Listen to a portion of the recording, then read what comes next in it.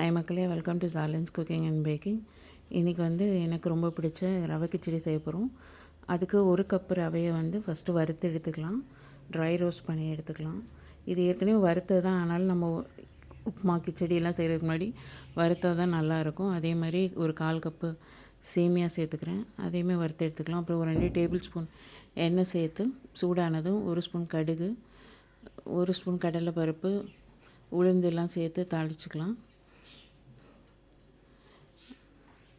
ஒரு வெங்காயத்தை பொடியை வெட்டி வச்சுருக்கேன், அதை சேர்த்துக்கலாம். 2 பச்சை மிளகாய், ஒரே ஒரு தக்காளி. இது பெருசாக இருந்ததுனால ஒரே ஒரு தக்காளி போட்டிருக்கேன். கொஞ்சம் உப்பு சேர்த்து நல்லா வதக்கிக்கலாம் தக்காளி ஓரளவு வதங்கினோடனே ஒரு கேரட்டு, ஒரு 10 பீன்ஸு, ஒரு 1/4 கப்பு ஃப்ரெஷ் பட்டாணி இதெல்லாம் சேர்த்து நல்லா வதக்கி விட்டுக்கலாம்.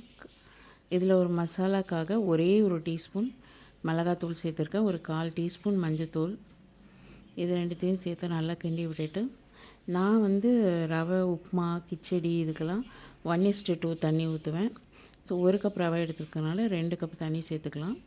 இது நல்லா மூடி வச்சு இந்த தண்ணி இதாகும்போது அப்படியே இந்த காயும் சேர்ந்து வெந்துடும்.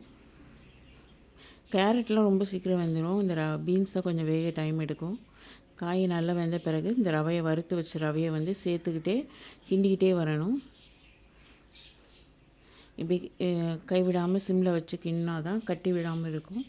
இது மாதிரி வந்துடும். அப்புறமா ஒரு மூடி போட்டு ஒரு 3 மினிட்ஸ்க்கு தம் மாதிரி சிம்மில் வச்சு குக் பண்ணால் ரெடி ஆயிரும் கிச்சடி. கடைசியாக ஒரு டீஸ்பூன் கீ போட்டு நம்ம சாப்பிட வேண்டியதுதான். தேங்க்யூ.